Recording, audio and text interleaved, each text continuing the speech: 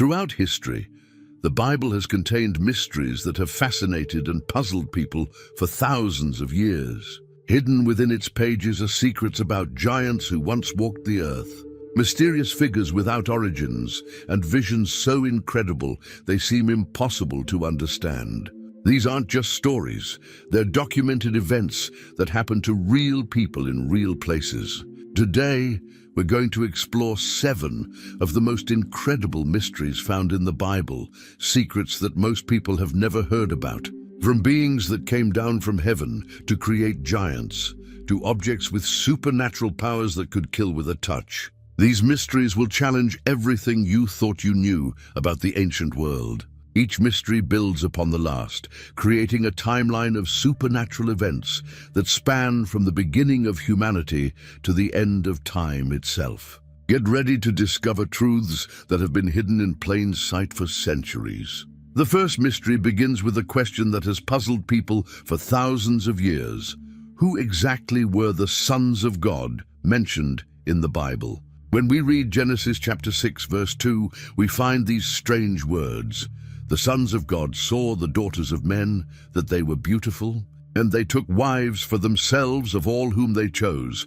But who were these mysterious beings? The Hebrew words used here are Bene Elohim, which appears in other parts of the Bible when talking about heavenly beings. In the book of Job, chapter 1, verse 6, we read, Now there was a day when the sons of God came to present themselves before the Lord, and Satan also came among them. Here, these sons of God are clearly spiritual beings who could appear before God's throne. The same phrase shows up again in Job chapter 38, verse 7, where it says, When the morning stars sang together, and all the sons of God shouted for joy at the creation of the world. These weren't ordinary men. They were beings from heaven who had the power to take human form. They looked down at the earth and saw that human women were beautiful. But there was a big problem coming. What happened next was something that should never have occurred. Genesis chapter 6, verses 1 and 2 show us that when men began to multiply on the face of the earth, and daughters were born to them, that the sons of God saw the daughters of men, that they were beautiful, and they took wives for themselves of all whom they chose. The word took here is important. It doesn't suggest they asked permission or courted these women properly. These powerful beings simply chose whoever they wanted and made them their wives. This wasn't love or marriage as God designed it. These heavenly beings used their supernatural strength to take human women as wives. This mixing between heavenly beings and humans was completely against God's plan. It was crossing a line that was never supposed to be crossed. The spiritual realm and the physical realm were meant to stay separate, but these sons of God broke that rule in the worst possible way. The result of these forbidden unions was shocking beyond belief. Genesis chapter 6 verse 4 tells us there were giants on the earth in those days, and also afterward when the sons of God came into the daughters of men, and they bore children to them. Those were the mighty men who were of old, men of renown. The Hebrew word used for giants is Nephilim, which means fallen ones. These Nephilim were not just tall people, they were enormous, powerful beings that were part human and part something else entirely. They became famous throughout the ancient world for their incredible size and strength. The Bible calls them mighty men and men of renown, meaning everyone knew about them and feared them. These giants were unlike anything the world had ever seen. They possessed supernatural strength and abilities that came from their heavenly fathers, combined with physical bodies from their human mothers. Over the centuries, people have tried to explain this strange passage in different ways. Some believe the sons of God were the good descendants of Seth, Adam's third son, who married the bad descendants of Cain. But this explanation doesn't make sense when you think about it. Why would their children be giants? And why would God be so upset about good people marrying bad people that he would destroy the entire world? Others think these were human rulers or kings who called themselves gods. But again, this doesn't match what the Hebrew words actually mean throughout the rest of the Bible. It also doesn't explain why their children would be supernatural giants. The most straightforward reading of the text, using the same Hebrew words found elsewhere in the Bible, points to heavenly beings who left their proper place in heaven to come down to earth and interfere with humanity. When we look at archaeology, we find interesting discoveries that make us think. Ancient cultures all around the world have stories about giants and beings from the sky who came down to earth. In the Middle East, archaeologists have found unusually large skeletons and ancient texts that talk about giant people living in various regions. While we must be careful not to claim more than the evidence actually shows, these discoveries from different cultures and time periods make us wonder. Why would so many separate civilizations have similar stories about giants if there wasn't some truth behind them? Ancient texts from Mesopotamia, Egypt, and other regions describe encounters with giant beings who possessed supernatural abilities. These accounts line up remarkably well with what the Bible tells us about the Nephilim. The mixing of heavenly beings with humans corrupted everything on earth. Genesis chapter 6 verse 5 says, "Then the Lord saw that the wickedness of man was great in the earth, and that every intent of the thoughts of his heart was only evil continually." The world became so evil and corrupted that God decided to start completely over. Verse 11 tells us, "The earth also was corrupt before God, and the earth was filled with violence." This corruption wasn't just about people being mean to each other. Something had gone wrong at the very core of human nature itself. The genetic mixing between heavenly beings and humans had created something that was never supposed to exist. God looked at what had happened to his perfect creation and saw that it had been completely ruined. The only solution was to wipe the slate clean and begin again with Noah and his family. Some ancient books that aren't included in our Bible today, like the Book of Enoch, give us more details about these events. They call these heavenly beings watchers and describe how they not only took human wives, but also taught humans things they weren't supposed to know. According to these books, the watchers taught people how to make weapons of war, practice magic and sorcery, use makeup and jewelry, and perform astrology. They shared heavenly secrets that were meant to stay in heaven. While these books aren't part of the Bible, they help us understand what people in ancient times believed about these mysterious events. These writings suggest that the corruption wasn't just physical through the giant offspring, but also spiritual and technological through forbidden knowledge. Here's where the mystery gets even more puzzling. Even after the great flood destroyed the world and all the giants, they appeared again later in history. Numbers chapter 13, verse 33, tells us about when the Israelites sent spies into the promised land. "There we saw the giants. The descendants of Anak came from the giants, and we were like grasshoppers in our own sight, and so we were in their sight." The Hebrew word here is again Nephilim, the same word used before the flood. This creates a big puzzle. If all the giants died in the flood, how could they be in the promised land hundreds of years later? The Bible suggests that somehow the giant bloodline survived or returned. Deuteronomy chapter 2 verse 20 mentions that was also regarded as a land of giants. Giants formerly dwelt there, but the Ammonites call them Zamzummim. These later giants lived throughout the Promised Land in different tribes, the Anakim, the Emim, the Zamzummim, and others. There was Og, king of Bashan, whose iron bed was 13 feet long, according to Deuteronomy chapter 3, verse 11. There was Goliath of Gath, who stood over 9 feet tall, according to 1 Samuel chapter 17, verse 4. The mystery of how giants returned after the flood remains one of the most puzzling questions in biblical history, setting the stage for the supernatural conflicts that would continue throughout Israel's journey to the Promised Land. The second mystery takes us to one of the strangest encounters in all of biblical history. After Abraham had just won a great battle against 4 powerful kings who had captured his nephew Lot, something unexpected happened. Genesis chapter 14, verse 18 tells us, "Then Melchizedek, king of Salem, brought out bread and wine. He was the priest of God Most High."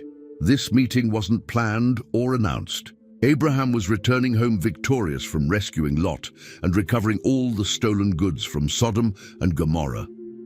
Suddenly, this mysterious figure appeared as if from nowhere. He wasn't just any ordinary person. He was both a king and a priest, something that was extremely rare in ancient times. Most people were either rulers or religious leaders, but never both. What makes this meeting even more strange is that Melchizedek seemed to know exactly who Abraham was and what had just happened. He came prepared with bread and wine, almost as if he had been expecting this moment. Genesis chapter 14, verse 19 shows us what he said. "And he blessed him and said, 'Blessed be Abram of God Most High, possessor of heaven and earth.'" The timing of this encounter was perfect, happening right at the moment when Abraham needed spiritual encouragement after his military victory. But who was this mysterious king-priest who appeared at exactly the right time? What makes Melchizedek truly mysterious is what the Bible doesn't tell us about him.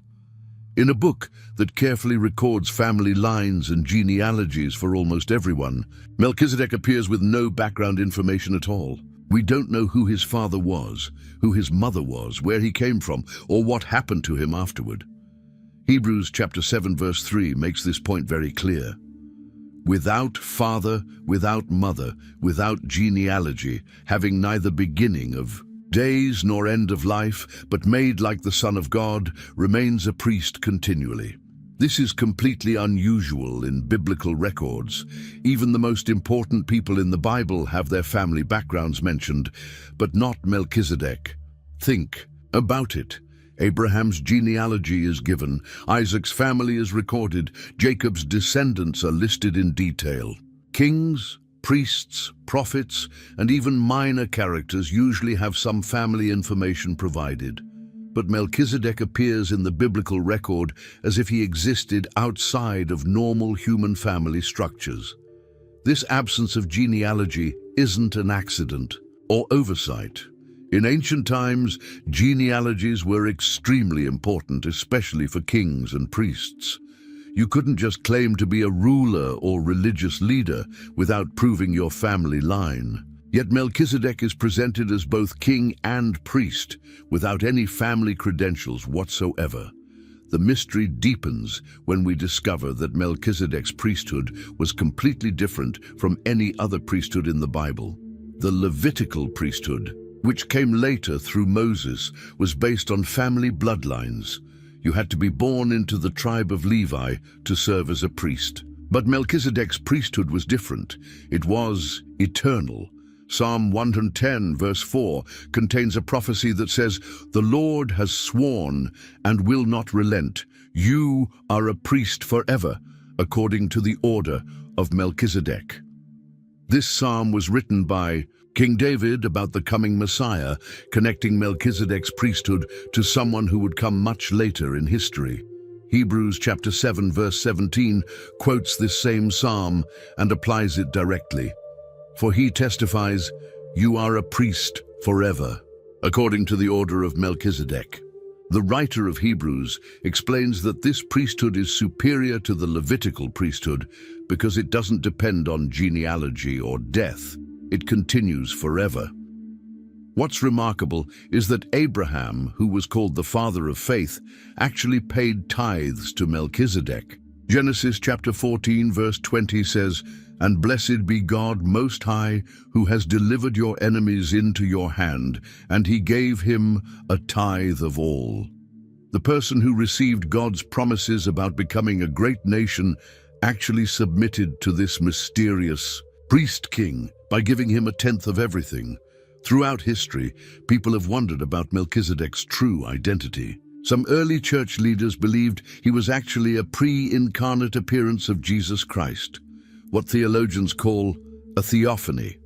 This would explain his eternal priesthood and his appearance without genealogy. Others have suggested he was an angel who took human form for this specific encounter with Abraham. Angels in the Bible sometimes appeared as men and performed priestly functions. The fact that he appeared suddenly and then disappeared from the biblical record supports this theory. Some Jewish traditions taught that Melchizedek was actually Shem, one of Noah's sons, who would have still been alive during Abraham's time according to biblical chronology. This would explain his knowledge of God Most High and his authority as both king and priest. However, this theory doesn't explain why his genealogy would be completely omitted if he was really Shem. The mystery remains unsolved because the Bible intentionally presents him as a figure without normal human origins or limitations, making him a perfect symbol of eternal priesthood. The items that Melchizedek brought to Abraham weren't random refreshments. Genesis chapter 14 verse 18 specifically mentions bread and wine, two elements that would become extremely significant throughout biblical history. These same elements would later be used in various religious ceremonies and would ultimately point to something much greater. Bread represented sustenance and life throughout the ancient world. It was the basic food that kept people alive. Wine represented joy, celebration, and covenant relationships. Together, bread and wine symbolized both physical and spiritual nourishment. What makes this offering even more meaningful is that it came after Abraham's victory in battle. Melchizedek wasn't just providing refreshment for a tired warrior. He was performing a priestly function by offering these symbolic elements. This was the first recorded instance of someone serving bread and wine in a religious context in the Bible. The fact that Melchizedek, as priest of God Most High, chose these specific elements suggests they carried deep spiritual meaning. He was acknowledging Abraham's victory while also pointing to spiritual truths that would be fully revealed much later in biblical history. Melchizedek was identified as King of Salem. But where exactly was Salem? Most scholars believe Salem was an early name for Jerusalem, but the Bible doesn't explicitly state this. Psalm 76 verse 2 says, "In Salem also is his tabernacle and his dwelling place in Zion," which suggests Salem and Jerusalem are the same place. If Salem was indeed Jerusalem, then Melchizedek was ruling over what would later become the most important city in biblical history. This would mean he was the rightful king of the place where God would eventually establish his temple and where many of the most significant biblical events would occur. But Salem remains mysterious because we have no other historical records of this city during Melchizedek's time. There are no archaeological remains, no other ancient texts, no coins or inscriptions. It's as if Salem existed in a different realm, appearing in history only for this one encounter with Abraham. The name Salem itself means peace, which is significant. Melchizedek ruled over a city of peace, and his very name means King of Righteousness. So he was the King of Righteousness, ruling over the city of peace, titles that perfectly describe the ideal ruler. The connection between Melchizedek and the coming Messiah is one of the most important aspects of this mystery. Psalm 110 was written by King David as a prophecy about someone greater than himself. Verse 1 says, "The Lord said to my Lord, 'Sit at my right hand till I make your enemies your footstool.'" Then verse 4 adds this crucial detail. "The Lord has sworn and will not relent. You are a priest forever according to the order of Melchizedek." David was prophesying about someone who would be both king and priest, just like Melchizedek. But this person would hold this position forever. This prophecy was revolutionary because in Israel, kings came from the tribe of Judah and priests came from the tribe of Levi. No one could be both king and priest under the law of Moses. But David was prophesying about someone who would have a different kind of priesthood, one like Melchizedek's that didn't depend on tribal heritage. Hebrews chapter 7 verses 11 to 17 explains how this prophecy was fulfilled. Therefore, if perfection were through the Levitical priesthood, for under it the people received the law, what further need was there that another priest should rise according to the order of Melchizedek and not be called according to the order of Aaron? For the priesthood being changed, of necessity there is also a change of the law. The writer goes on to explain that this new priest-king would be eternal, not subject to death like the Levitical priests who had to be replaced when they died. Early church fathers spent considerable time trying to understand who Melchizedek really was. Some, like Origen and Jerome, believed he was an angel who appeared in human form. They pointed to his sudden appearance and disappearance, his lack of genealogy, and his supernatural knowledge as evidence of his angelic nature. Other church leaders, like Epiphanius, taught that Melchizedek was the Holy Spirit in human form. They argued that only God himself could hold an eternal priesthood and appear without genealogy. This interpretation sees the encounter as a divine revelation to Abraham about the nature of eternal priesthood. Some patristic writers suggested that Melchizedek was a special creation of God, made specifically for this encounter with Abraham. They believed God created him as a mature man without parents, similar to how Adam was created, to serve as a symbol of eternal priesthood.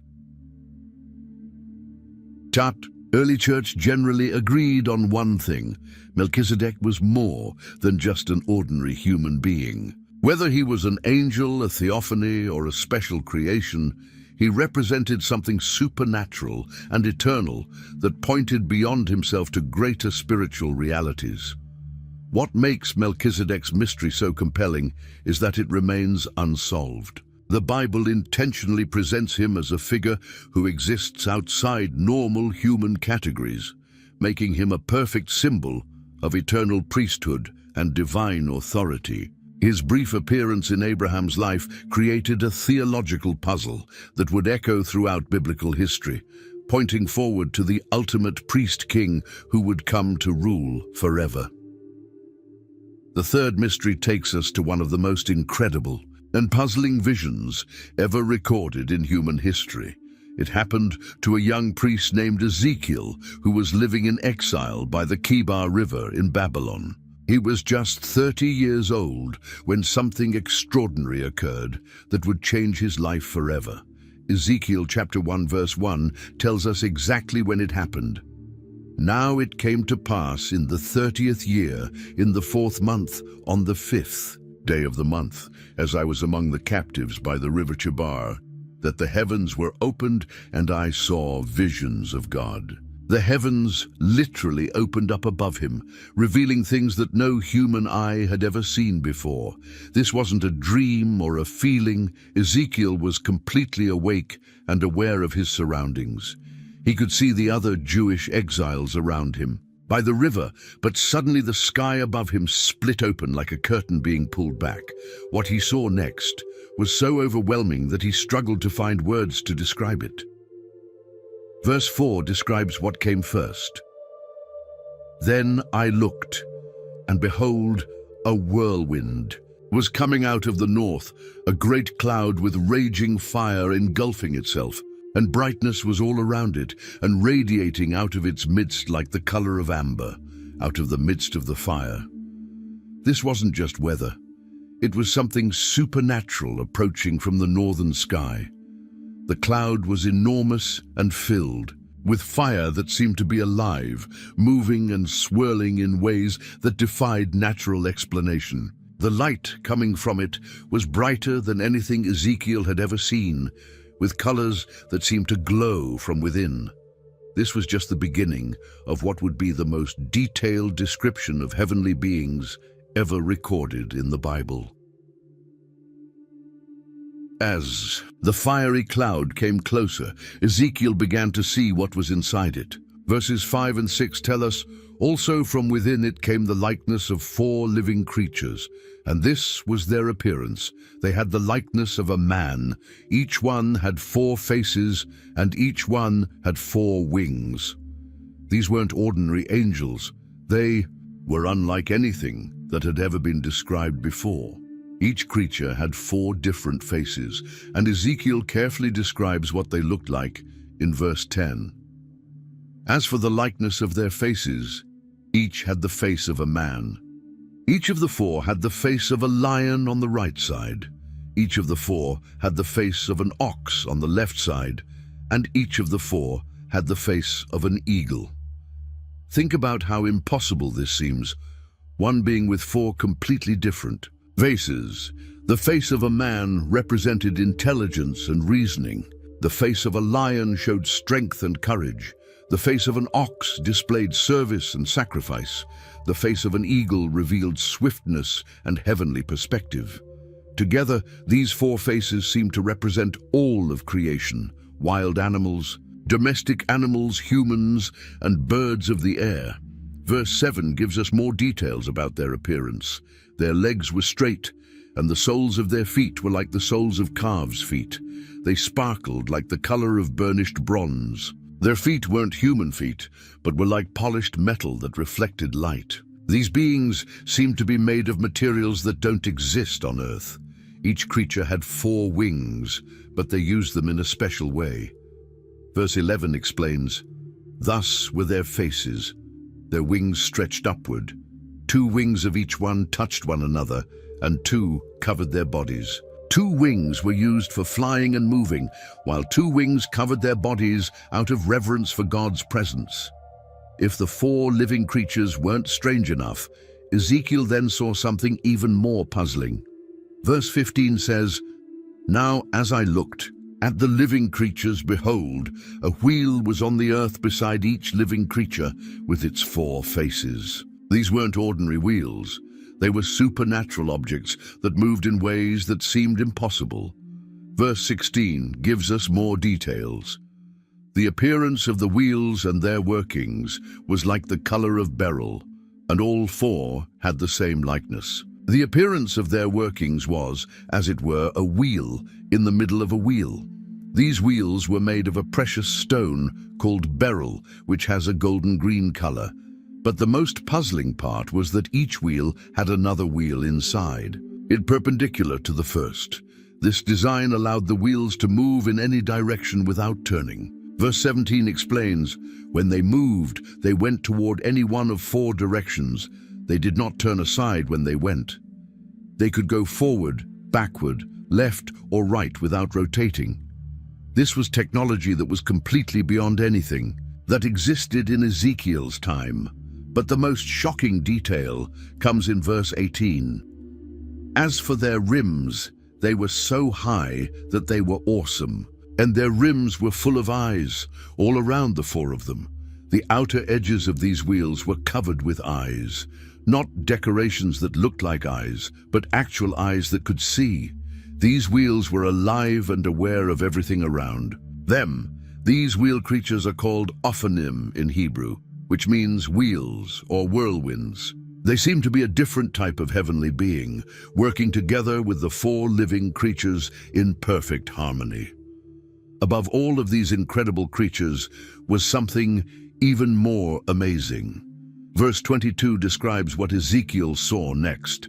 "The likeness of the firmament above the heads of the living creatures was like the color of an awesome crystal stretched out over their heads." Above the creatures was what looked like a crystal platform or dome that was perfectly clear and reflected light in every direction. Verse 26 tells us what was on top of this crystal platform. "And above the firmament over their heads was the likeness of a throne, in appearance like a sapphire stone. On the likeness of the throne was a likeness with the appearance of a man." There was an actual throne made of sapphire, one of the most precious and beautiful stones known to ancient people. But sitting on this throne was someone who looked like a man, yet was clearly much more than human. Verse 27 gives us more details. Also from the appearance of his waist and upward I saw, as it were, the color of amber, with the appearance of fire all around within it. And from the appearance of his waist and downward I saw, as it were, the appearance of fire with brightness all around. This figure was surrounded by fire and light that seemed to come from within him. The description continues in verse 28. Like the appearance of a rainbow in a cloud on a rainy day, so was the appearance of the brightness all around it. This was the appearance of the likeness of the glory of the Lord. Ezekiel realized he was seeing God's glory itself, manifested in a form he could barely comprehend. The rainbow colors surrounding the throne reminded Ezekiel of God's covenant promise. After the flood, even in this overwhelming vision of divine power, there were reminders of God's faithfulness and mercy to humanity. The crystal dome above the living creatures wasn't just beautiful, it was also the source of incredible sounds. Verse 24 describes what Ezekiel heard. When they went, I heard the noise of their wings, like the noise of many waters, like the voice of the Almighty, a tumult like the noise of an army. And when they stood still, they let down their wings. The sound of the creature's wings was like rushing water, but also like the voice of God himself speaking. It was so loud and powerful that it sounded like an entire army moving at once. But when they stopped moving, everything became perfectly quiet as they lowered their wings in reverence. Verse 25 adds another detail. A voice came from above the firmament that was over their heads. Whenever they stood and let down their wings, they heard a voice. The crystal dome wasn't just a platform, it was the place from which God's voice came. When the creatures heard this voice, they immediately stopped what they were doing and listened. The combination of sights and sounds created an overwhelming sensory experience. Ezekiel wasn't just seeing this vision, he was hearing the actual sounds of heaven, the voices of supernatural beings, and the voice of God himself. The crystal firmament seemed to be the boundary between the earthly realm and the divine realm, allowing communication between both worlds. The mystery deepened when Ezekiel had a second vision that helped explain the first one. This happened later when he was taken in a vision to the temple in Jerusalem. Ezekiel chapter 10 verse 1 describes what he saw. And I looked, and there in the firmament that was above the head of the cherubim, there appeared something like a sapphire stone, having the appearance of the likeness of a throne. In this second vision, Ezekiel realized that the 4 living creatures he had seen by the Kibar River were actually cherubim, a special type of angel that served directly in God's presence. Verse 14 gives us their identity. Each one had 4 faces. The first face was the face of a cherub, the second face the face of a man, the third the face of a lion, and the fourth the face of an eagle. The description is almost identical to his first vision, but now Ezekiel understood what he was seeing. These weren't just mysterious creatures. They were the cherubim that guarded God's throne and carried his presence wherever he chose to go. Verse 20 confirms this understanding. This is the living creature I saw under the God of Israel by the river Chebar, and I knew they were cherubim. Ezekiel finally had a name for what he had experienced. These were the same beings that had been mentioned earlier in the Bible, like the cherubim that guarded the entrance to Eden after Adam and Eve were expelled. The second vision also showed Ezekiel that these cherubim could move God's presence from place to place. They weren't fixed in one location, but could transport the glory of God wherever he wanted to go. This explained how God could be present with his people even in exile in Babylon. Ever since Ezekiel recorded his vision, people have tried to understand what he actually saw. In modern times, some have suggested that Ezekiel was describing advanced technology that he didn't have words for. They point to the wheels within wheels, the eyes covering the rims, and the ability to move in any direction without turning as evidence of some kind of spacecraft or vehicle. Others have suggested that the four faces represent different aspects of God's character, and the wheels represent God's omnipresence, his ability to be everywhere at once. From this perspective, Ezekiel was seeing symbolic representations of spiritual truths rather than literal, physical objects. Some interpreters focus on the fact that Ezekiel was a priest who would have been familiar with the decorations in the temple. The cherubim, wheels, and precious stones were all elements that appeared in the temple's design. They suggest that Ezekiel was seeing the heavenly reality that the earthly temple was designed to represent. What makes the interpretation challenging is that Ezekiel insists he saw these things literally.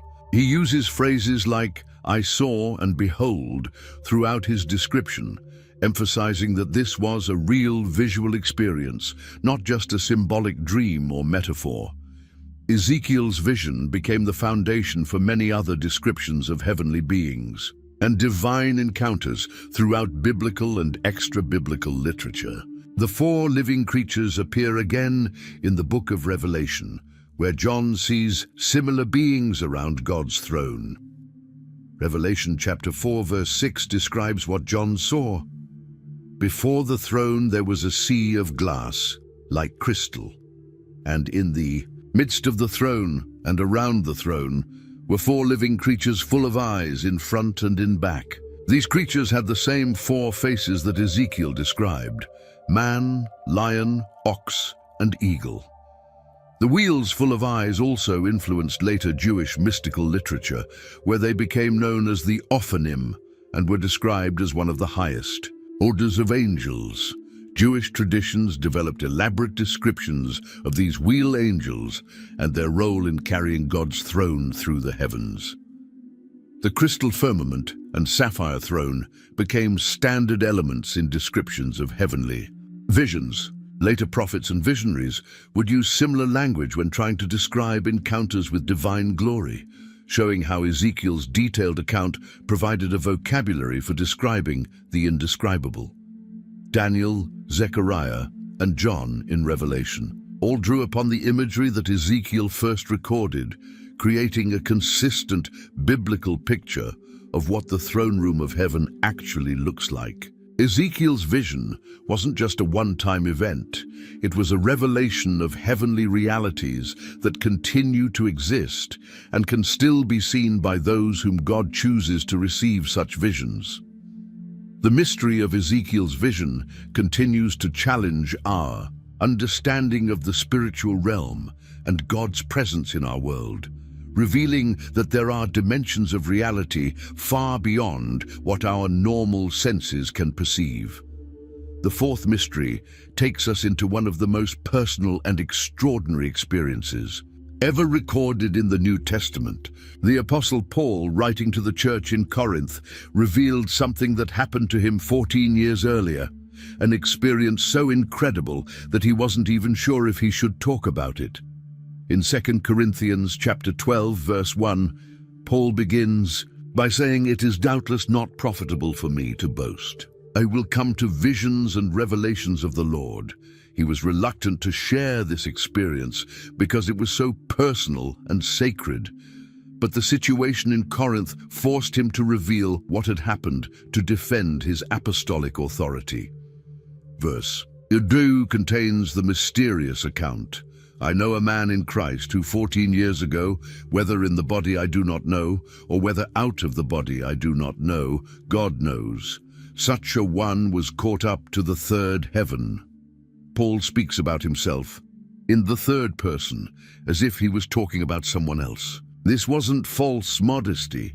He was genuinely overwhelmed by what had happened to him. The phrase "caught up" is the Greek word harpazo, which means to be seized or snatched away suddenly. This wasn't a gradual spiritual experience or a dream that developed slowly. Paul was instantly transported from wherever he was on earth to a realm that existed far beyond normal human experience. What makes this even more mysterious is that Paul himself didn't know if this happened to his physical body or just his spirit. After 14 years of thinking about it, he still couldn't figure out exactly what had occurred. All he knew for certain was that God had taken him to a place called the third heaven. Paul's confusion about whether this was a bodily or spiritual experience reveals just how real and overwhelming it was. Verse 3 repeats his uncertainty, "And I know such a man, whether in the body or out of the body, I do not know, God knows." The repetition shows that this wasn't just a minor detail. It was something that really puzzled him. If this had been just a vision or a dream, Paul would have known it was spiritual. If it had been a physical transportation, he would have been aware of his body being moved. But this experience was so unique that it defied normal categories. Paul found himself in another realm without understanding exactly how he got there. This uncertainty is actually evidence of the experience's authenticity. If Paul had been making up this story to impress people, he would have given clear details about being physically transported or receiving a spiritual vision. Instead, his honest confusion about the nature of the experience shows that something genuinely supernatural had occurred. Throughout church history, saints and mystics have reported similar experiences, where they weren't sure if they were in their bodies or outside of them during divine encounters. Paul's account became the template for understanding these kinds of mystical experiences, where the normal boundaries between physical and spiritual reality seem to disappear. Paul goes on to describe where he was taken and what he experienced. There, verse 4 tells us how he was caught up into paradise and heard inexpressible words which it is not lawful for a man to utter. Paradise wasn't just a beautiful garden, it was a specific location in the heavenly realm where God dwells. The word paradise comes from an ancient Persian word meaning walled garden or enclosed park. But in Jewish and Christian understanding, paradise referred to the place where the righteous go after death, the dwelling place of God where perfect peace and joy exist. This was the same paradise that Jesus promised to the thief on the cross in Luke chapter 23, verse 43. "Today you will be with me in paradise." What Paul heard there was described as inexpressible words. The Greek word aretos means things that cannot be spoken or are forbidden to be revealed. These weren't just difficult concepts that were hard to explain. They were communications that were literally impossible to put into human language. Paul also says these words were not lawful for a man to utter. This suggests that God specifically told him not to reveal what he had heard. There were divine secrets that were meant to stay in heaven, knowledge that humans weren't supposed to possess while still living on earth. Paul had been given access to heavenly information that came with strict restrictions about sharing it. The fact that Paul heard actual words means there was real communication happening in paradise. This wasn't just a visual experience. God or heavenly beings were speaking to him, sharing information that was too sacred and powerful for earthly revelation. To understand Paul's reference to the third heaven, we need to know how Jewish people in his time understood the structure of the universe.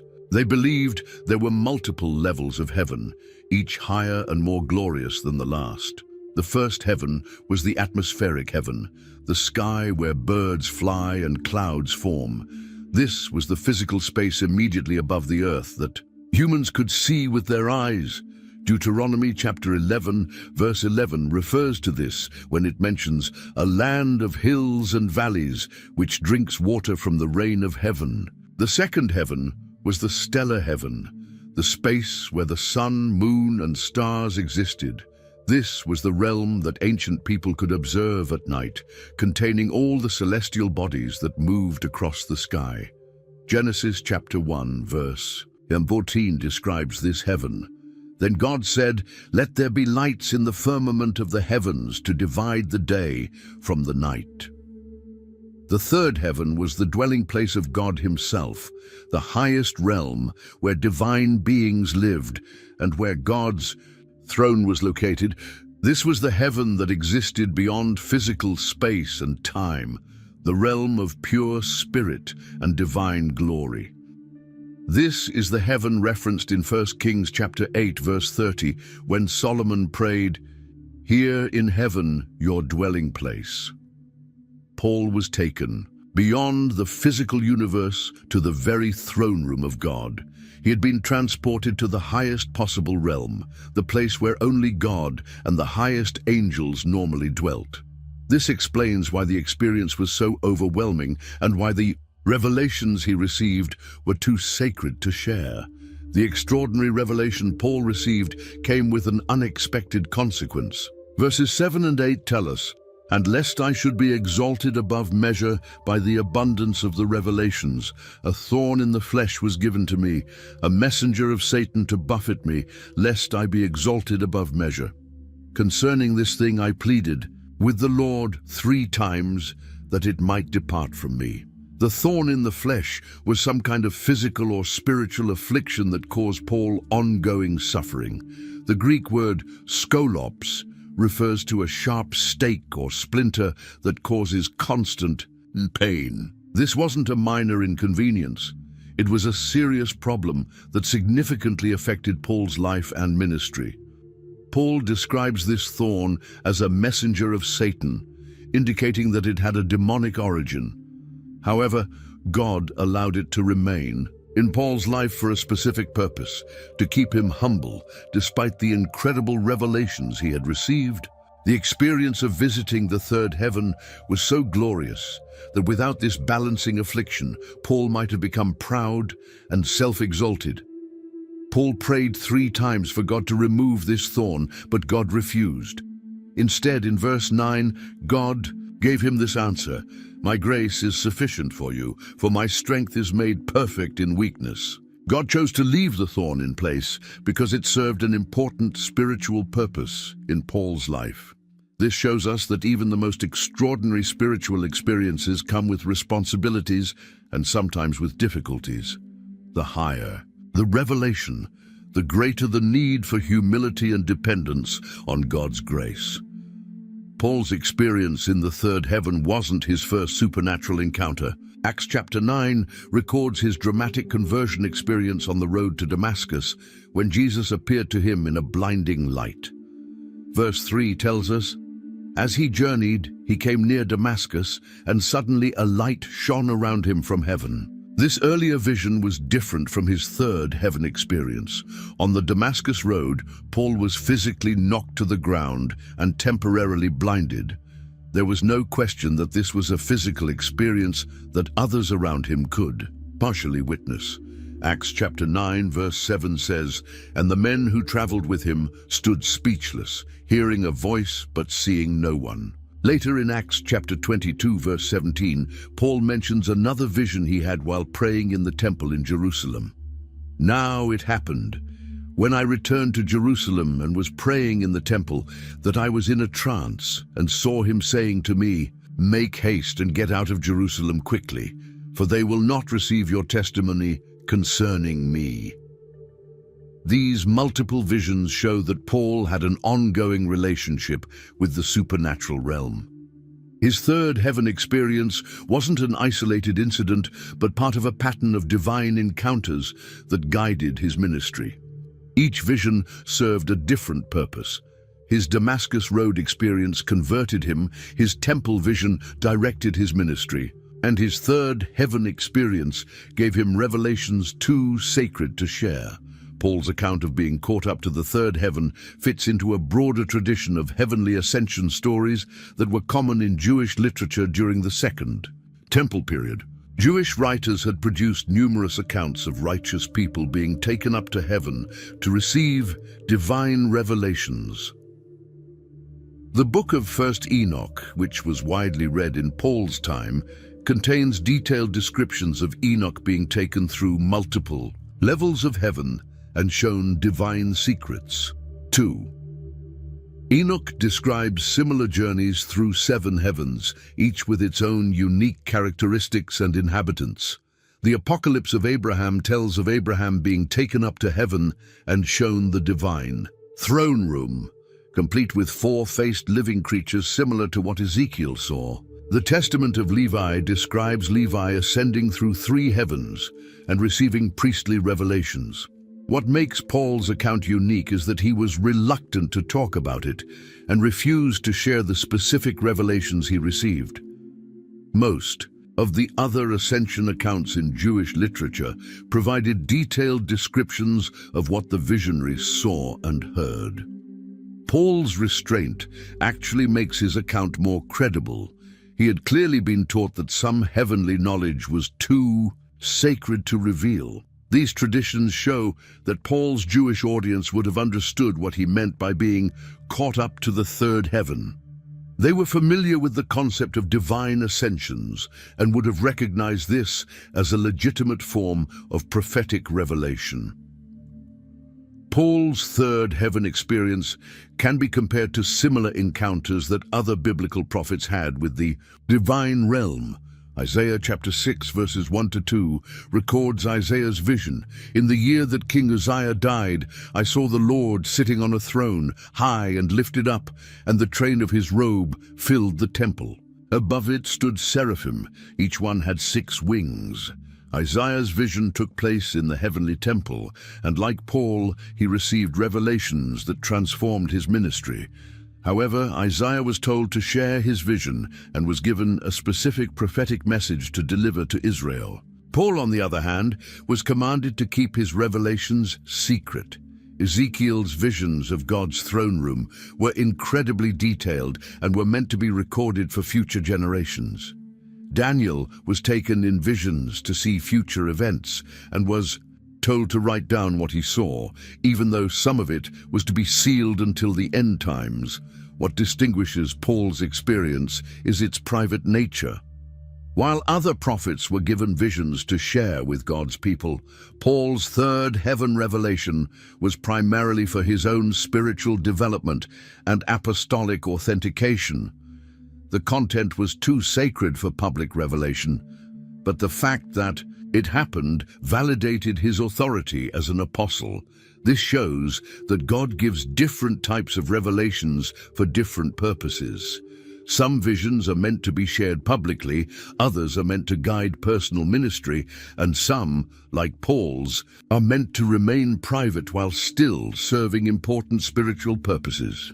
The mystery of Paul's 3rd heaven experience reminds us that there are aspects of God's nature and heavenly realities that remain hidden from human understanding. Even the most faithful servants of God are only given glimpses of eternal truths, and some of those glimpses are too sacred to share with others. Paul's reluctant testimony about his supernatural encounter gives us a window into the vast spiritual realm that exists beyond our normal perception, while respecting the boundaries that God has established around the most sacred revelations. The 5th mystery takes us to one of the most puzzling religious objects mentioned in the Bible, the Urim and Thummim. These sacred items were placed inside the breastplate of judgment worn by Israel's high priest, but their exact nature and origin remain completely unknown. The Bible mentions them as if everyone already knew what they were, without ever explaining how they were made or where they came from. Exodus chapter 28 verse 30 gives us our first mention of these mysterious objects. And you shall put in the breastplate of judgment the Urim and the Thummim, and they shall be over Aaron's heart when he goes in before the Lord. So Aaron shall bear the judgment of the children of Israel over his heart before the Lord continually. God commanded Moses to place these items in the high priest's breastplate, but he never explained what they actually were. The names themselves give us some clues about their purpose. Urim comes from the Hebrew word meaning lights or flames, while Thummim means perfections or completeness. Together, they seem to represent illumination and wholeness, the perfect revelation of God's will in any situation. What makes their origins so mysterious is that unlike every other item in the tabernacle, God gave Moses no instructions for making. The Urim and Thummim, the golden lampstand, the altar of incense, the Ark of the Covenant, all of these came with detailed construction plans. But the Urim and Thummim appeared in the biblical record as if they already existed and were well known to Moses. Some scholars believe they were ancient objects that had been passed down from Abraham's time, possibly connected to the mysterious priesthood of Melchizedek. Others suggest they might have been given directly by God without human craftsmanship, similar to how the stone tablets of the Ten Commandments were written by God's own finger. The Urim and Thummim served as God's primary method for giving direct yes or no answers to Israel's leaders. When the high priest needed to know God's will about military campaigns, leadership decisions, or other important matters, he would consult these sacred objects and receive immediate divine guidance. Samuel chapter 28, verse 6 shows us how this worked in practice. And when Saul inquired of the Lord did not answer him, either by dreams or by Urim or by the prophets. This verse reveals that the Urim and presumably the Thummim were one of three primary ways God communicated with his people: through dreams, through the sacred stones, or through prophetic messages. The consultation process seems to have involved the high priest asking specific questions that could be answered with a simple yes or no. Numbers chapter 27 verse 21 describes how this was supposed to work. He shall stand before Eleazar the priest, who shall inquire before the Lord for him by the judgment of the Urim. At his word they shall go out, and at his word they shall come in, he and all the children of Israel with him, all the congregation. The high priest would stand in the holy place, wearing the breastplate with the Urim and Thummim inside, and ask God specific questions on behalf of the people. The sacred objects would then provide clear answers that everyone could understand and follow. This wasn't guesswork or interpretation, it was direct divine communication through physical objects. Ezra chapter 2 verse 63 shows that this method was still expected to work even after the Babylonian exile. And the governor said to them that they should not eat of the most holy things till a priest could consult with the Urim and Thummim. The returning exiles knew they needed these sacred objects to make proper religious decisions, but they were no longer available. One of the most puzzling aspects of the Urim and Thummim is that the Bible never tells us what they actually looked like or what they were made of.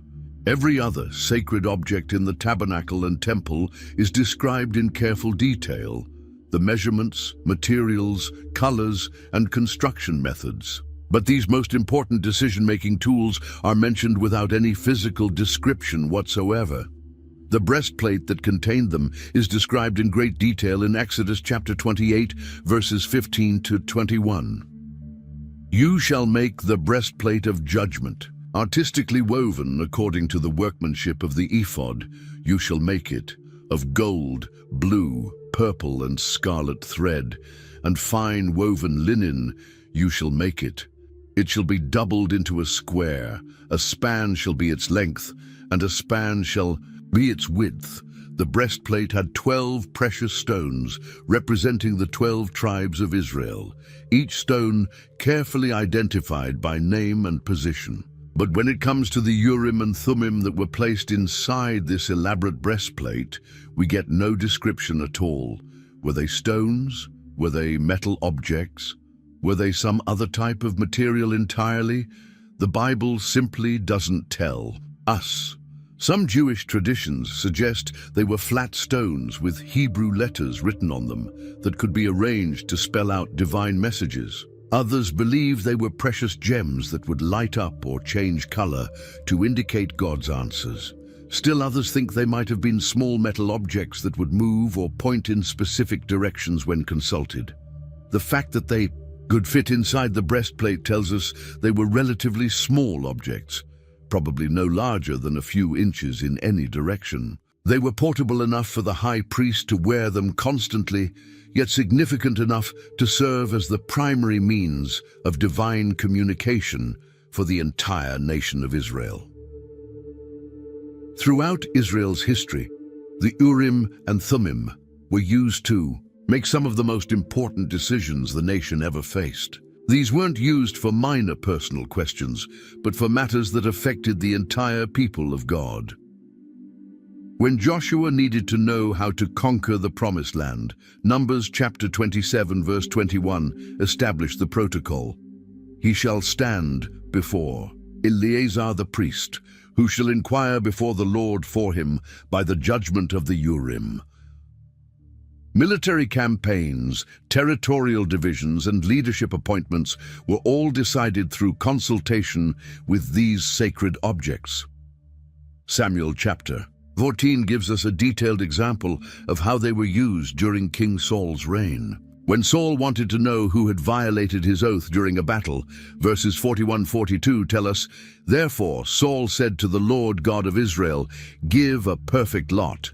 So Saul and Jonathan were taken, but the people escaped. And Saul said, Cast lots between my son Jonathan and me.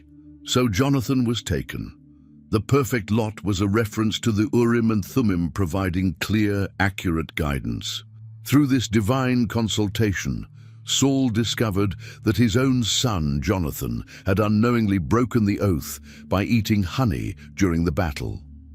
The sacred objects didn't just give yes or no answers, they could identify specific individuals when properly consulted.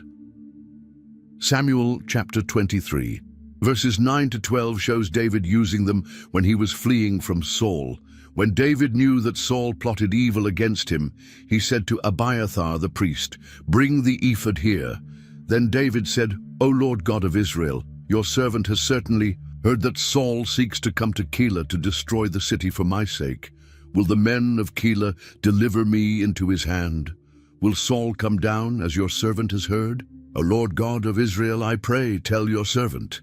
And the Lord said, "He will come down."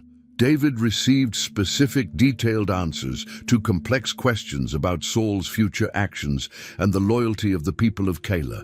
This shows that the Urim and Thummim could provide more than simple yes or no responses when the situation required more detailed guidance. One of the most significant mysteries surrounding the Urim and Thummim is their complete disappearance from biblical history. After the Babylonian exile, when the Jews returned from captivity to rebuild the temple, these essential objects were nowhere to be found. Ezra chapter 2 verse 63 records the problem this created. "And the governor said to them that they should not eat of the most holy things till a priest could consult with the Urim and Thummim." The returning exiles knew they needed these sacred objects to make proper religious decisions, but they were completely unavailable. This created a major crisis for the restored Jewish community. How could they know God's will about important religious and civil matters without their primary means of divine communication? The absence of the Urim and Thummim meant that certain religious privileges had to be suspended until they could be recovered or replaced. Nehemiah chapter 7 verse 65 repeats the same problem. "And the governor said to them that they should not eat of the most holy things till a priest could consult with Urim and Thummim." This wasn't a temporary shortage. It was a permanent loss that affected the entire religious system of post-exilic Judaism. What happened to these sacred objects? Several theories have been proposed. They might have been destroyed when the Babylonians burned Solomon's temple. They could have been hidden by faithful priests before the destruction and their hiding place forgotten during the 70 years of exile. They might have been carried off to Babylon as valuable religious artifacts and never returned. Some Jewish traditions suggest that certain sacred objects, including the Urim and Thummim, were hidden by the prophet Jeremiah before the Babylonian invasion, and would not be recovered until the Messiah came to restore all things. While the Urim and Thummim are usually mentioned together, there's evidence that they functioned differently and provided different types of divine responses. The fact that they have different names and meanings suggests they served distinct purposes in the consultation process. Some scholars believe that Urim provided negative responses, indicating no or revealing problems, while Thummim provided positive responses, indicating yes or showing approval. This would explain why they were both needed for complete divine guidance. One revealed what not to do, while the other confirmed what should be done. Jewish traditions preserved in the EU. Talmud suggests that the Urim would light up or become visible when the answer was negative, while the Thummim would respond when the answer was positive. This interpretation fits with their names: lights for illuminating problems and perfections for confirming right choices. Samuel chapter 14 verse 37 might give us a clue about how they worked differently. So Saul asked counsel of God, "Shall I go down after the Philistines? Will you deliver them into the hand of Israel?" But he did not answer him that day. When God chose not to respond through the Urim and Thummim, it might mean that neither object activated, indicating that this wasn't the right time to ask that particular question. The silence of the Urim and Thummim was itself a form of divine communication. When neither object responded, it told the high priest that God was either displeased with the questioner or that the timing wasn't right for that particular decision. The Urim and Thummim existed in a world where many cultures used various objects and methods to seek divine guidance. However, Israel's sacred stones were fundamentally different from pagan divination practices in several important ways. Unlike the magical practices of surrounding nations, the Urim and Thummim only worked through Israel's covenant relationship with God. They weren't magical objects that automatically provided answers. They were instruments through which the living God chose to communicate with his chosen people. Other ancient cultures used dice, arrows, animal livers, and other objects for divination, but these practices were based on superstition and manipulation of spiritual forces. Israel's method was based on God's promise to guide his people through these specially designated objects when consulted by the authorized high priest. Deuteronomy chapter 18 verses 10 to 11 specifically forbade the divination practices used by other nations. There shall not be found among you anyone who makes his son or his daughter pass through the fire, or one who practices witchcraft, or a soothsayer, or one who interprets omens, or a sorcerer, or one who conjures spells, or a medium, or a spiritist, or one who calls up the dead. The Urim and Thummim were the God-approved alternative to these forbidden practices. Instead of trying to manipulate spiritual forces or contact the dead, Israel had a direct, authorized method for receiving divine guidance through objects that God himself had designated for this purpose. After the return from Babylonian exile, various attempts were made to recreate or replace the missing Urim and Thummim. Jewish religious leaders recognized that their absence was a serious problem that needed to be addressed somehow. Some priests during the Second Temple period claimed to have recreated the Urim and Thummim based on traditional descriptions and religious knowledge. However, these attempts were never fully accepted by the Jewish community because there was no way to verify their authenticity or effectiveness. The Jewish historian Josephus, writing in the 1st century AD, claimed that the Urim and Thummim had stopped working even before the Babylonian exile. He wrote that the stones on the high priest's breastplate used to shine brightly when consulted, but this phenomenon had ceased about 200 years before his time. Other Jewish sources suggest that the loss of the Urim and Thummim was one of several sacred objects that would only be restored when the Messiah came to establish God's kingdom. Along with the Ark of the Covenant, the original menorah, and other temple treasures, the Urim and Thummim were considered part of the full restoration that would come in Messianic times. The absence of these sacred objects during the Second Temple period meant that Jewish leaders had to rely more heavily on prophetic messages, scriptural interpretation, and rabbinical wisdom for making important religious decisions. This shift toward textual study and interpretive tradition became a defining characteristic of post-exilic Judaism.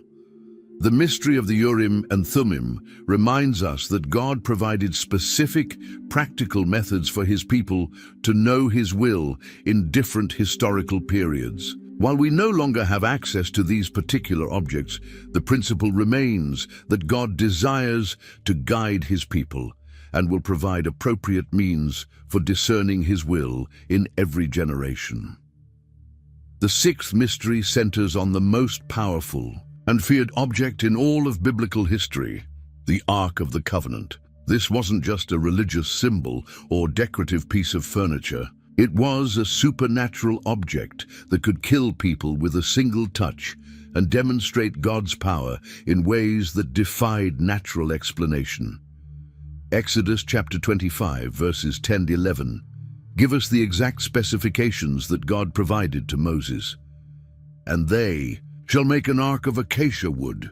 2.5 cubits shall be its length, 1.5 cubits its width, and 1.5 cubits its height. And you shall overlay it with pure gold. Inside and outside you shall overlay it, and shall make on it a molding of gold all around." These measurements weren't random. A cubit was about 18 inches, making the ark approximately 45 inches long, 27 inches wide, and 27 inches high. The acacia wood was chosen because it was extremely durable and resistant to decay. But the wood was completely covered with pure gold, inside and outside, making it incredibly valuable and giving it a supernatural appearance.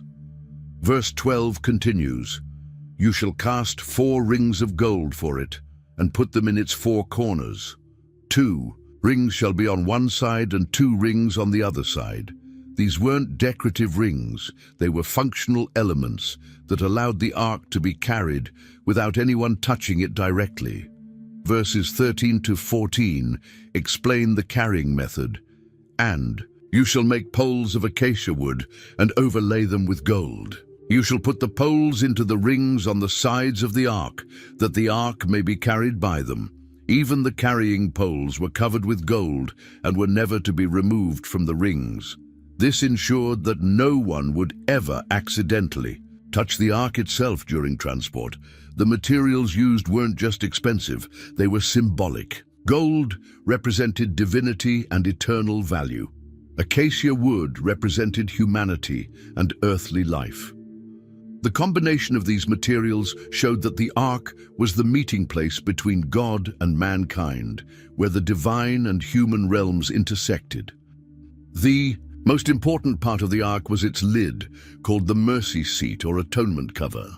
This wasn't just a simple cover, it was where God himself promised to dwell and communicate with his people. Exodus chapter 25 verse 17 describes its construction. "You shall make a mercy seat of pure gold. 2.5 cubits shall be its length, and 1.5 cubits its width." The mercy seat was made of solid gold, matching the length and width of the ark perfectly. This was where the blood of sacrificial animals would be sprinkled once a year on the Day of Atonement. Verses 18-19 detail the most remarkable feature. "And you shall make 2 cherubim of gold. Of hammered work you shall make them at the 2 ends of the mercy seat. Make 1 cherub at one end and the other cherub at the other end. You shall make the cherubim at the 2 ends of it of one piece with the mercy seat." These weren't separate statues placed on top of the ark. They were carved from the same piece of gold as the mercy seat itself. This required incredible skill and craftsmanship, as the entire mercy seat with its cherubim had to be formed from a single block of pure gold using only hammers and other hand tools. Verse 20 describes their position. "And the cherubim shall Stretch out their wings above, covering the mercy seat with their wings, and they shall face one another. The faces of the cherubim shall be toward the mercy seat. The cherubim faced each other with their wings touching above the mercy seat, creating a sacred space between them. This design created a throne room in miniature. The cherubim represented the living creatures that surrounded God's throne in heaven, and the space between their wings was where God's presence would dwell on earth. It wasn't just symbolic. God's actual presence would manifest in this specific location. The supernatural power of the ark became terrifyingly clear when it fell into enemy hands. During a battle with Israel, the Philistines captured the ark and took it as a trophy of war. They had no idea what they were dealing with. Samuel chapter 5 verse 2 tells us what happened first. When the Philistines took the ark of God, they brought it into the house of Dagon and set it by Dagon. Dagon was their chief god, represented by a large statue in their main temple. They placed the ark next to Dagon's statue as if it were just another religious object. But the next morning brought a shocking surprise. Verse 3 says, "And when the people of Ashdod arose early in the morning, there was Dagon fallen on its face to the earth before the ark of the Lord. So they took Dagon and set it in its place again." Their mighty god statue had fallen face down before the ark, as if worshipping the God of Israel. The Philistines set Dagon back up, thinking it was just an accident. But verse 4 shows what happened the second night. "And when they arose early the next morning, there was Dagon, fallen on its face to the ground before the ark of the Lord. The head of Dagon and both the palms of his hands were broken off on the threshold. Only Dagon's torso was left to him." This wasn't just the statue falling over, it was being systematically destroyed. The head and hands were broken off, leaving only the fish-like body of Dagon intact. The message was clear. The God of Israel was more powerful than any pagan deity, but the physical destruction was just the beginning. Verse 6 reveals what happened to the people. "But the hand of the Lord was heavy on the people of Ashdod, and he ravaged them and struck them with tumors, both Ashdod and its territory. The ark brought disease and suffering wherever the Philistines took it. Even among God's own people, the ark's power was deadly to those who didn't treat it with proper respect." This became tragically clear during King David's reign when he decided to bring the ark to Jerusalem. Samuel chapter 6 verse 3 describes how they transported it. "So they set the ark of God on a new cart and brought it out of the house of Abinadab, which was on the hill, and Uzzah and Ahio, the sons of Abinadab, drove the new cart." This seemed like a respectful way to move the ark, using a brand new cart driven by men from the family that had been caring for it. But there was a problem. This wasn't how God had commanded the ark to be transported. It was supposed to be carried by Levites using the gold-covered poles, not placed on a cart like ordinary cargo. Verse 6 tells us what happened next. "And when they came to Nachon's threshing floor, Uzzah put out his hand to the ark of God and took hold of it, for the oxen stumbled." The oxen pulling the cart stumbled, and the ark started to tip over. Uzzah instinctively reached out to steady it, thinking he was protecting this sacred object from falling to the ground. His good intentions didn't matter. Verse 7 records the immediate consequence. "Then the anger of the Lord was aroused against Uzzah, and God struck him there for his error, and he died there by the ark of God." Uzzah died instantly the moment his hand touched the ark. One touch was all it took. This wasn't cruelty. It was the inevitable result of coming into direct contact with God's holiness without proper preparation. The ark contained the actual presence of God, and sinful human flesh couldn't survive direct contact with perfect holiness. David was so shaken by this incident that he refused to move the ark any further. Verse 9 says, "David was afraid of the Lord that day, and he said, 'How can the ark of the Lord come to me?' It took months before David worked up the courage to try again, and the second time he followed God's instructions exactly. One of the greatest mysteries in biblical history is what happened to the Ark of the Covenant. When the Babylonians destroyed Solomon's temple in 586 BC, they took many valuable objects back to Babylon as spoils of war. But the Ark is never mentioned among the items that were captured or destroyed. Kings chapter 25, verses 13 to 17 give a detailed list of what the Babylonians took. The bronze pillars that were in the house of the Lord, and the carts and the bronze. See that were in the house of the Lord, the Chaldeans broke in pieces and carried their bronze to Babylon. They also took away the pots, the shovels, the trimmers, the spoons, and all the bronze utensils with which the priests ministered. The passage continues listing golden objects, silver items, and other temple treasures that were carried off to Babylon. But nowhere in this inventory is the Ark of the Covenant mentioned. This is especially strange because it would have been the most valuable single object in the entire temple, made of solid gold and representing the heart of Jewish worship. What happened to it? Several theories have been proposed. Some believe it was destroyed by the Babylonians and its gold melted down, but this seems unlikely given how carefully they preserved other valuable temple objects. Others think it might have been hidden by faithful priests before the Babylonian invasion. Maccabees, a book written during the intertestamental period, claims that the prophet Jeremiah hid the ark in a cave on Mount Nebo, where Moses had viewed the promised land before his death. According to this account, the location was sealed and would remain unknown until God gathered his people together again. Jeremiah chapter 3 verse 16 contains a prophecy that might explain the ark's disappearance. Then it shall come to pass, when you are multiplied and increased in the land in those days, says the Lord, that they will say no more, the ark of the covenant of the Lord. It shall not come to mind, nor shall they remember it, nor shall they visit it, nor shall it be made again.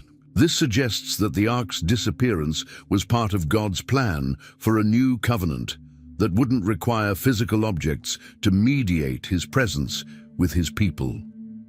The mystery of the ark's location has sparked numerous theories and expeditions throughout history.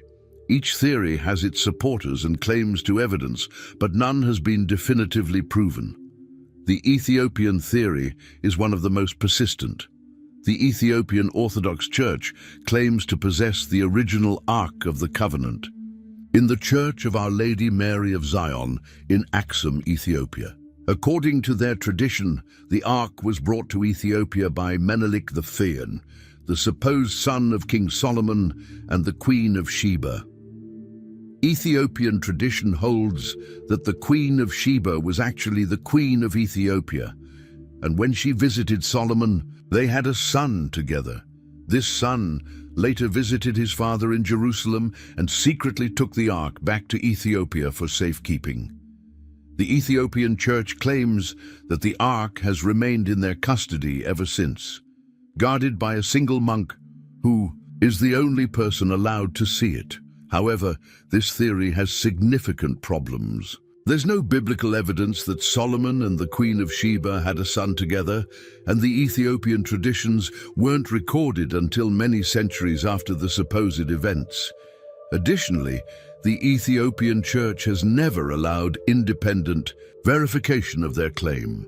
The hidden cave theory suggests that the ark was concealed somewhere in or around Jerusalem before the Babylonian destruction. Some believe it's hidden in caves beneath the Temple Mount, while others think it might be in the Judean wilderness, where other ancient treasures have been discovered.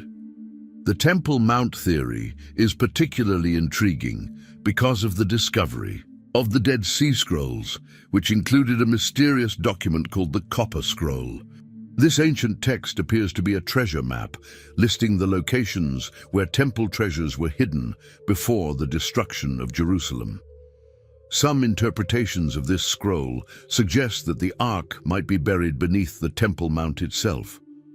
Archaeological Excavations around Jerusalem have uncovered numerous ancient hiding places where valuable objects were concealed during times of war. The Jewish practice of hiding sacred objects before invasions was well established, making it plausible that the Ark was similarly protected. The most supernatural aspect of the Ark was the visible presence of God that appeared above it. This divine presence was called the Shekinah, from a Hebrew word meaning dwelling or settling. It wasn't just a symbol of God's presence, it was the actual manifestation of God's glory in physical form. Exodus chapter 25, verse 22 contains God's promise about this manifestation. "And there I will meet with you, and I will speak with you from above the mercy seat, from between the two cherubim which are on the ark of the testimony, about everything which I will give you in commandment to the children of Israel." This wasn't a one-time event, it was an ongoing promise. God would regularly appear above the ark to communicate with Moses and the high priests. The space between the cherubim became the earthly throne room of the Almighty, where heaven and earth intersected.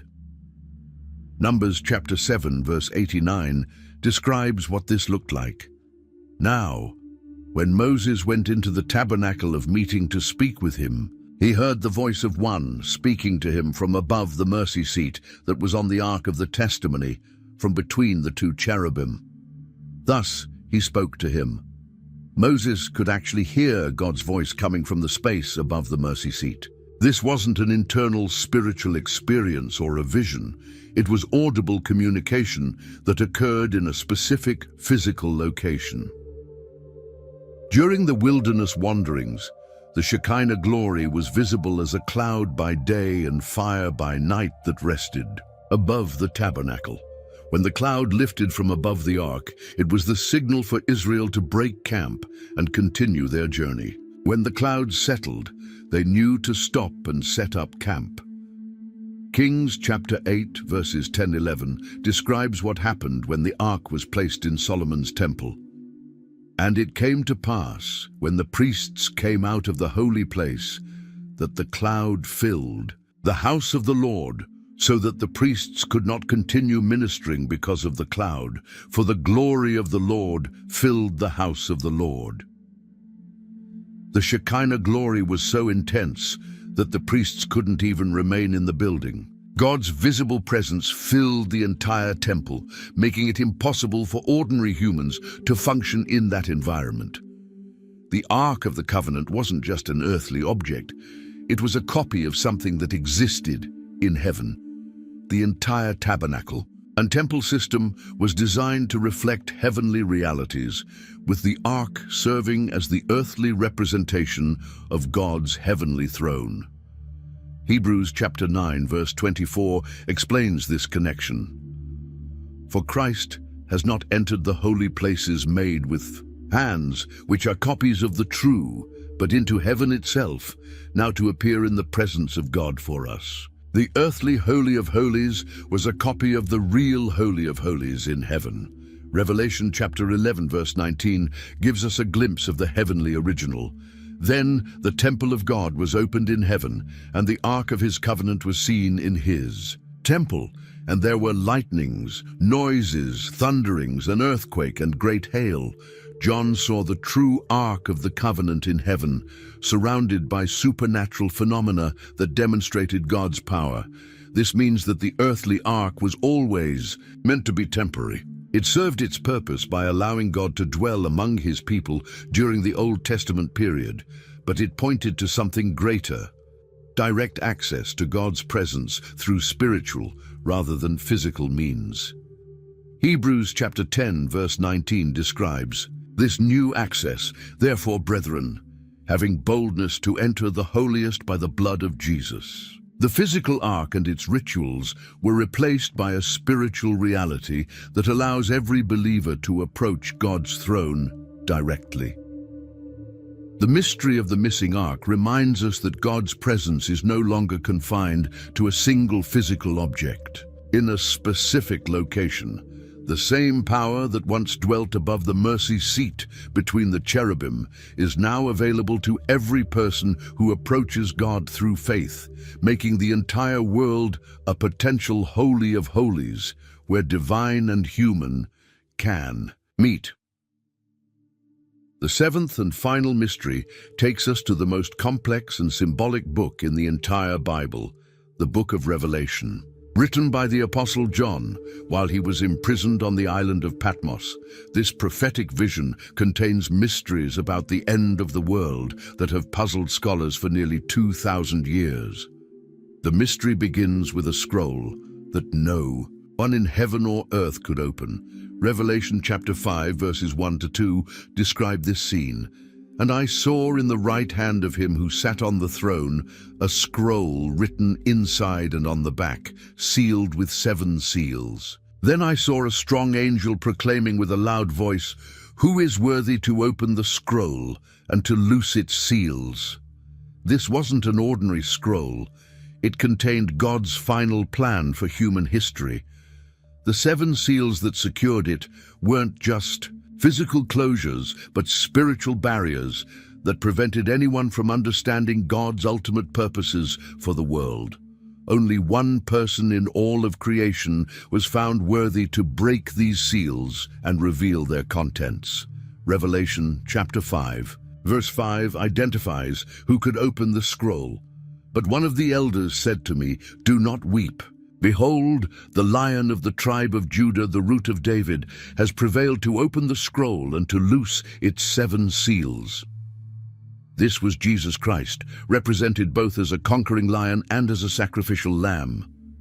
When the first seal was opened, in Revelation chapter 6 verse 2, John saw, "And I looked, and behold, a white horse. He who sat on it had a bow, and a crown was given to him, and he went out conquering and to conquer." This rider represented conquest and political domination that would characterize the end times. The second seal revealed a red horse, whose rider was granted to take peace from the earth, and that people should kill one another. And there was given to him a great sword, Revelation 6:4. This represented warfare and violence on a global scale. The third seal showed a black horse whose rider held scales, representing economic collapse and famine. The fourth seal revealed a pale horse whose rider was death itself, given power to kill 1/4 of the earth's population through war, hunger, disease, and wild beasts.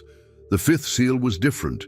It revealed the souls of martyrs crying out for justice, showing that spiritual persecution would intensify during the end times. The sixth seal brought cosmic disturbances as the sun became black as sackcloth of hair, and the moon became like blood. Revelation 6:12. After the seals were opened, John witnessed an even more intense series of judgments announced by 7 trumpet blasts. These weren't just symbolic warnings. They represented actual supernatural disasters that would devastate the earth. Revelation chapter 8 verse 7 describes the first trumpet.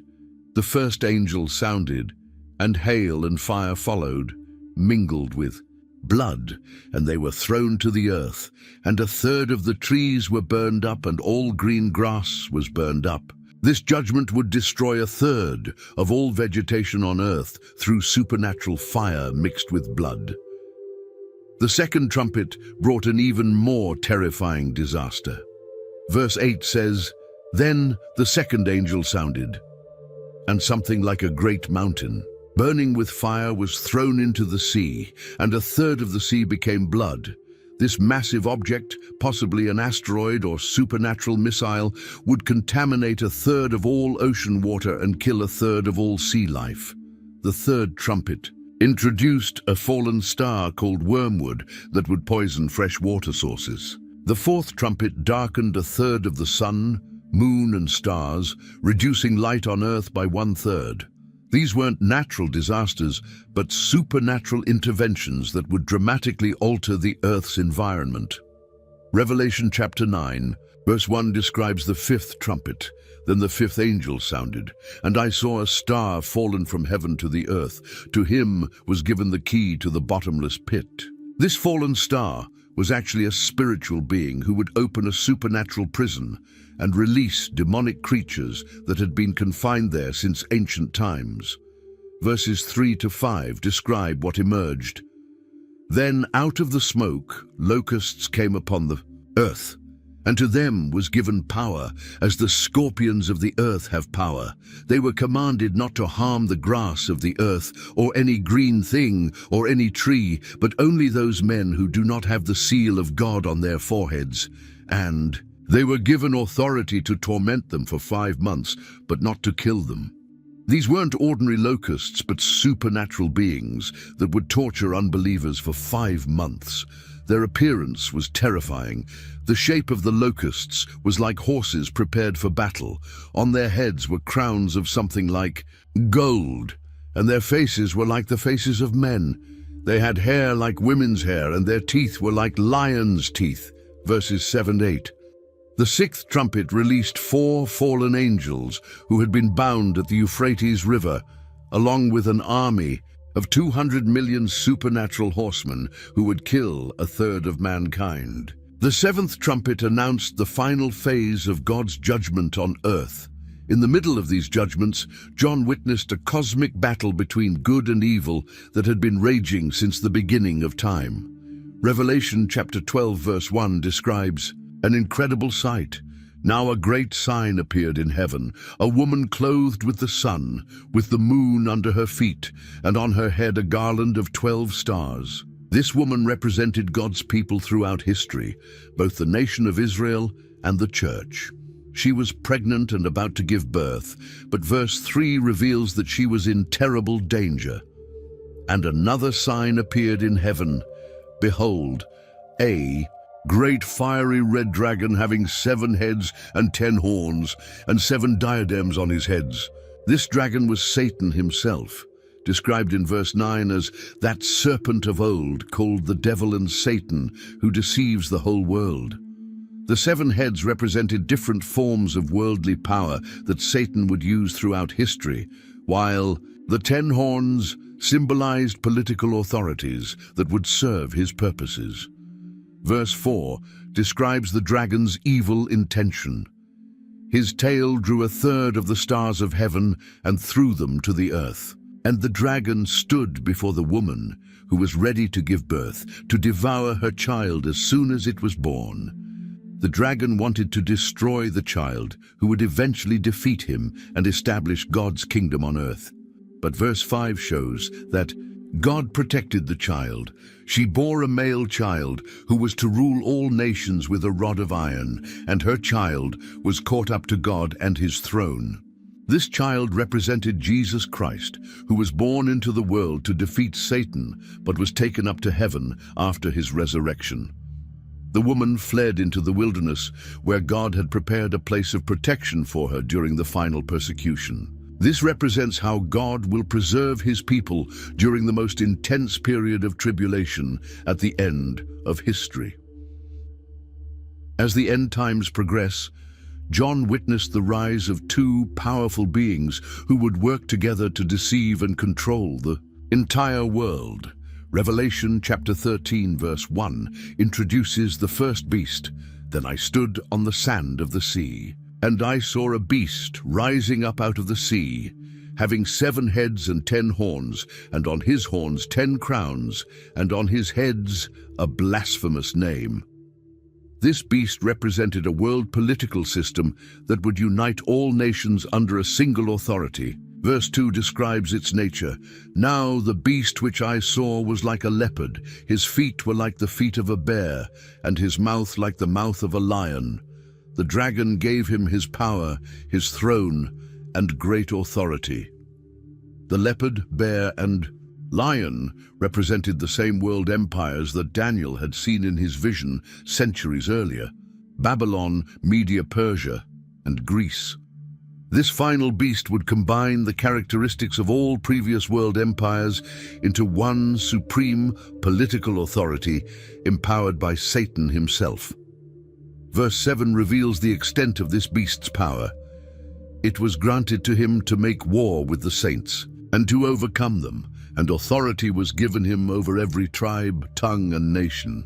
This wouldn't be just another political leader, it would be a world dictator with supernatural power who would persecute God's people globally. Revelation chapter 13, verse 11, introduces a second beast.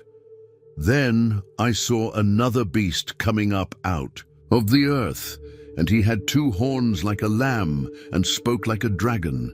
This second beast would appear religious and gentle like a lamb, but would actually speak Satan's lies and promote the first beast's agenda. Verses 16 to 17 describe the mark that this second beast would require.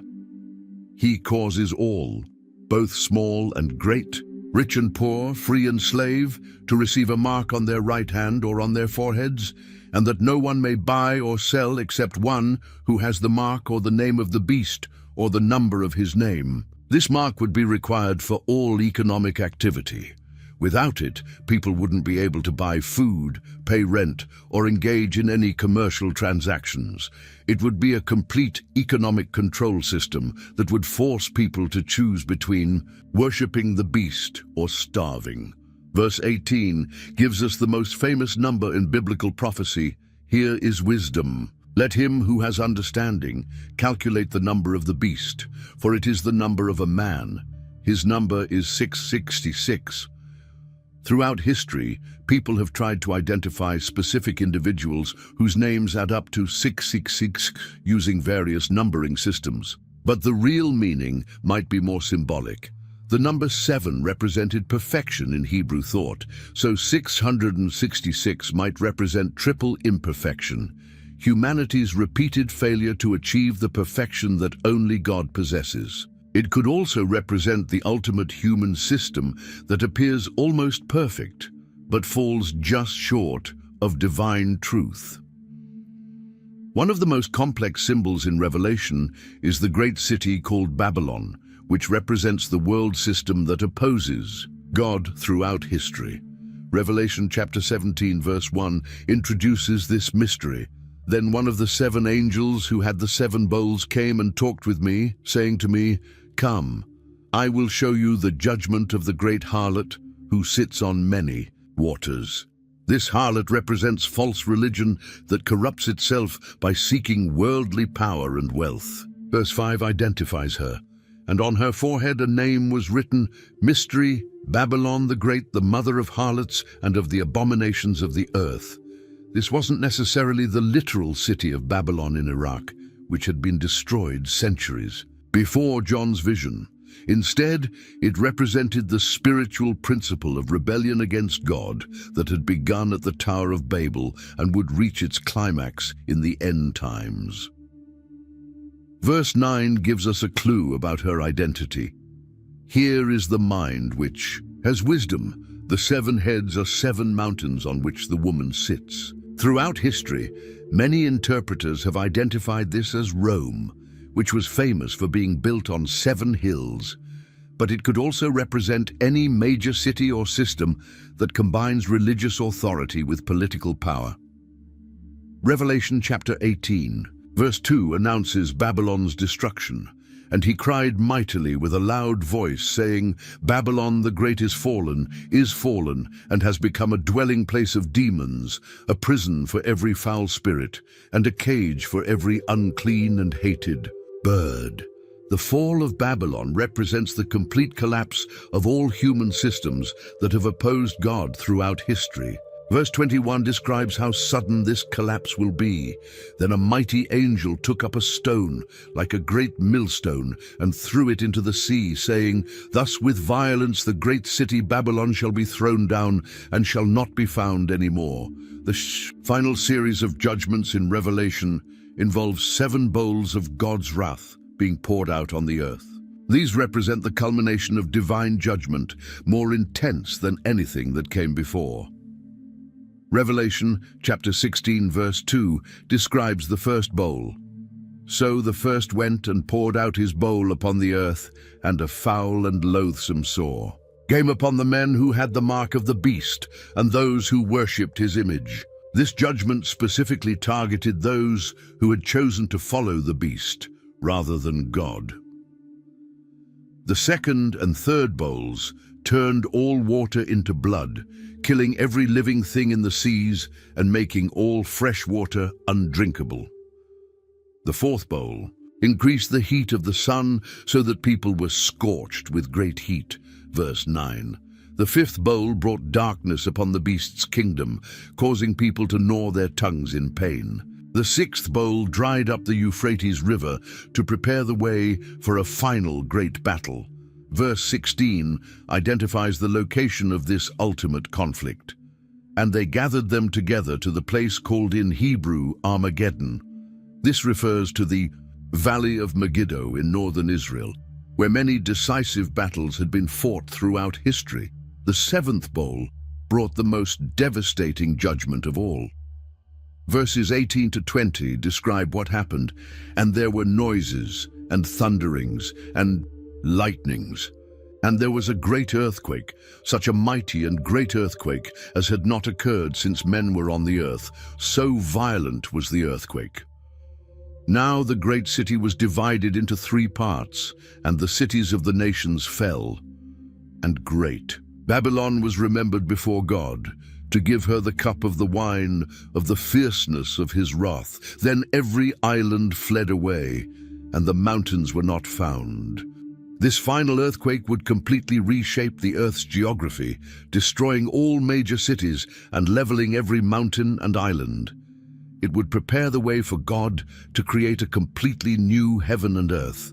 After all the judgments were complete, John witnessed the creation of a completely new reality. Revelation chapter 21 verse 1 describes what he saw. Now I saw a new heaven and a new earth, for the first heaven and the first earth had passed away. Also, there was no more sea. This wasn't just a renovation of the current world, it was a complete replacement. Everything that had been corrupted by sin and rebellion would be destroyed and replaced with something entirely new and perfect. Verse 2 introduces the crown jewel of this new creation.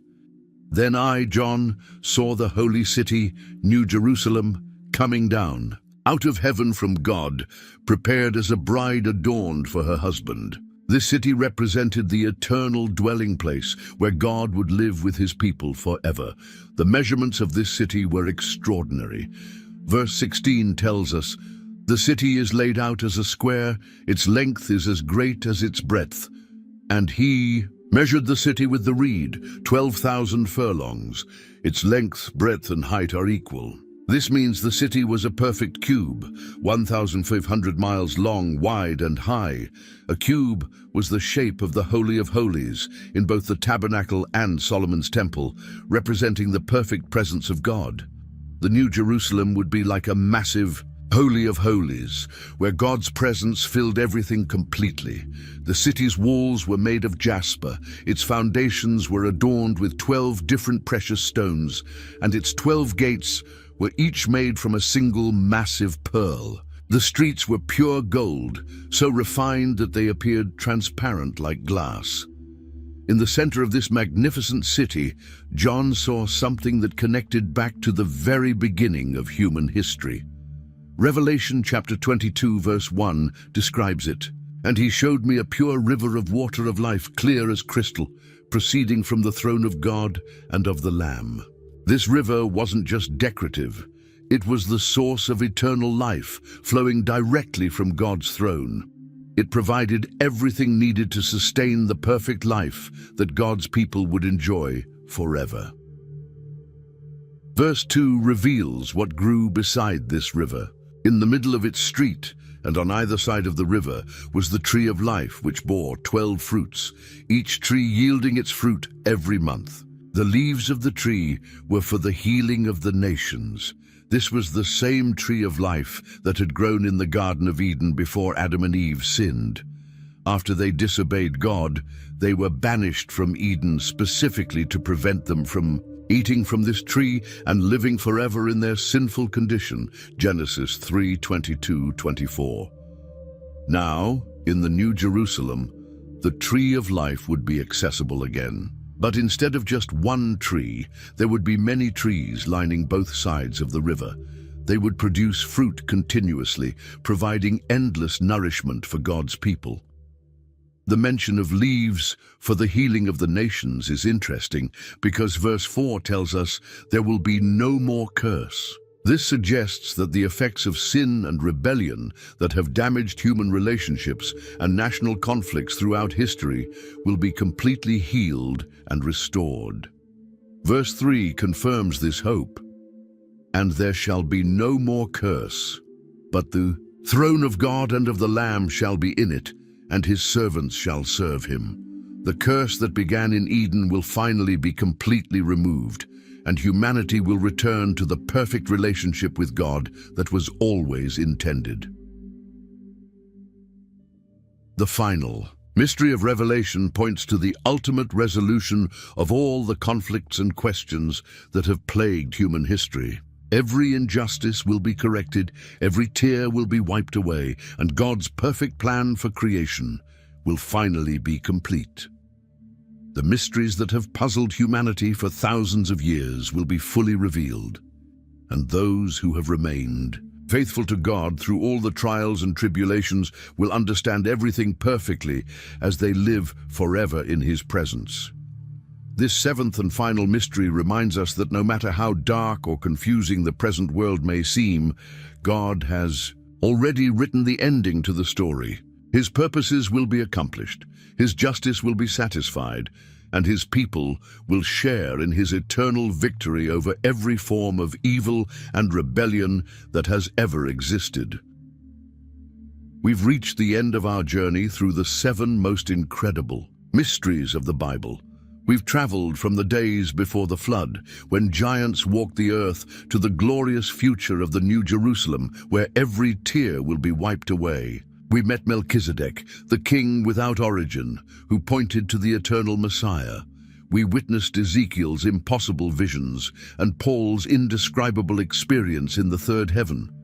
We discovered the lost secrets of the Urim and Thummim and the supernatural power of the Ark of the Covenant. Finally, we unraveled the complex symbols of Revelation that reveal God's ultimate plan for humanity. These mysteries show us that the Bible is much more than an ordinary book. It's a treasure filled with supernatural secrets that continue to impact our lives today. Each mystery reveals a different aspect of God's character and his eternal plan for humanity. If this journey through biblical mysteries has touched your heart and expanded your understanding of Scripture, don't keep this discovery to yourself. Click the subscribe button so you won't miss any of our upcoming videos about the most fascinating secrets of the Bible. Turn on the notification bell to be the first to know when we publish new biblical mysteries. And please share this video with your friends and family. How many people do you know who have never heard about the Nephilim, about Melchizedek, or about the supernatural powers of the Ark of the Covenant? By sharing, you're helping other people discover the extraordinary truths that God has hidden in His Word for us to find. Leave a comment telling us which of these 7 mysteries impressed you the most and what other biblical mysteries you'd like us to explore in future videos. Your participation is very important for us to continue revealing the deepest secrets of Scripture. Until the next biblical mystery, may God bless your life and continue revealing His secrets to you through His Word. Don't forget, subscribe, share, and continue with us on this incredible journey through God's mysteries.